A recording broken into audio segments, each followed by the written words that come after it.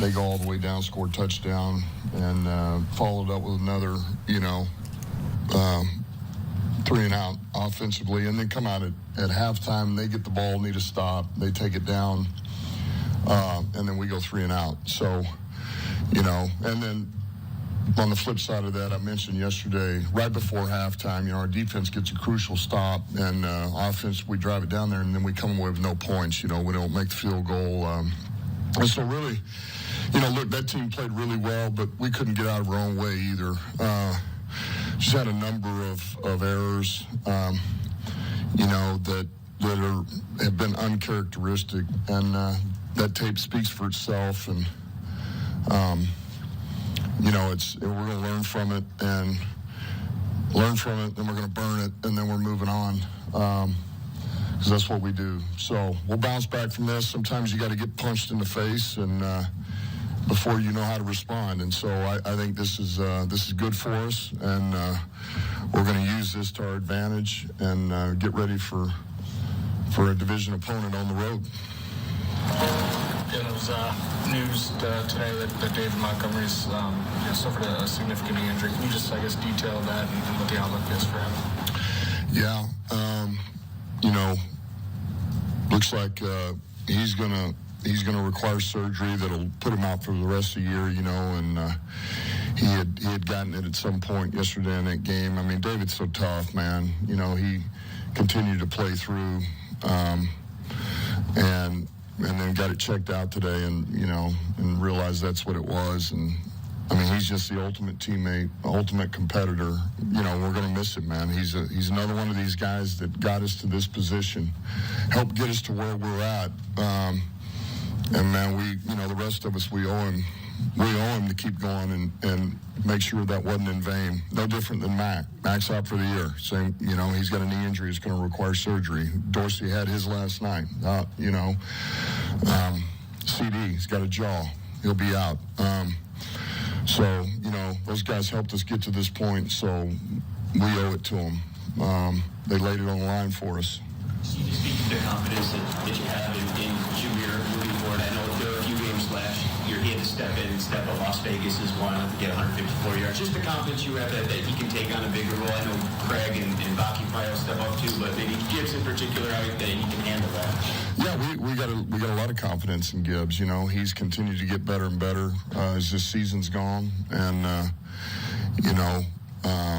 and when given the opportunity, he's made a lot of plays. Man, he made some big plays for us yesterday. He brings the explosive element. He's getting better in the pass game, and then you see what he's able to do in the run game. So we have a ton of confidence. I think for him it's going to be, we got to use and maximize the reps that we have for him and be careful that we don't give him too much. We still got to be able to, be smart with him, but we need him. We need him, and that's the trick. So, those other guys, Craig's going to need to help us, which he'll be ready, and Baki potentially as well. Just to clarify, you said Davis will be out. Is that a season ender as well, or is there still maybe hope for not sure yet on that one. Not sure how long that's going to be. I just know in the immediate future I don't see it. In terms of that position, you have a lot of different directions you can go with backfilling that. How do you approach that this week with Mosley and Vildor, Meek, Branch? What's kind of the strategy to figure out what's best for you guys? Yeah, I mean, that's something that we're going to go through. I mean, AG and I talked about that a little bit earlier today, and then, we're going to continue to discuss this as we go. But, who do we use to fill in for those spots? Who's going to give us the best opportunity to compete? And so, it's certainly E-Man is somebody we have on the roster. You see him. We already got Vildor, who helped us out, finish that game out. You still got TA. And you're right, Branch, he's somebody we got to talk about. What do we do with Branch? Do we keep him where he's at? Do we move him? We've got a Meek. Does a Meek stay inside? Does he go outside? If he start his clock this week, maybe, potentially. We just got to see. And because of that, we're going to need to practice a little bit to see where some of these guys that haven't practiced in a while are at, So we'll see. We got options. you know, and we'll find the best combination of guys and go from there. What is the psychological toll that injuries take on like a locker room? How do you avoid, it's always next man up, but now it's next man up. Yeah. Well, I don't think you get caught up in it. I think you most of the time, I think you're so, man, you're so focused on getting yourself prepared for the game and your unit prepared for the game that you just, that's where your focus has got to be. Everybody, we acknowledge the fact that, man, we've lost players, we've lost really good players, but nobody cares. Nobody cares, and nobody's going to give us a pass or put an asterisk next to your record. So what it means is some guys are going to have an unbelievable opportunity.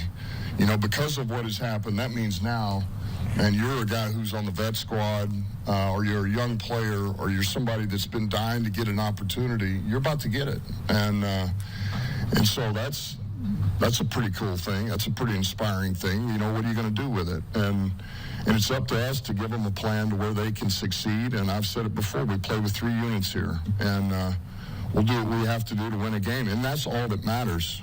That's all that matters from here on out, is that you just need to have one more point than the opponent, period. With Goff's performance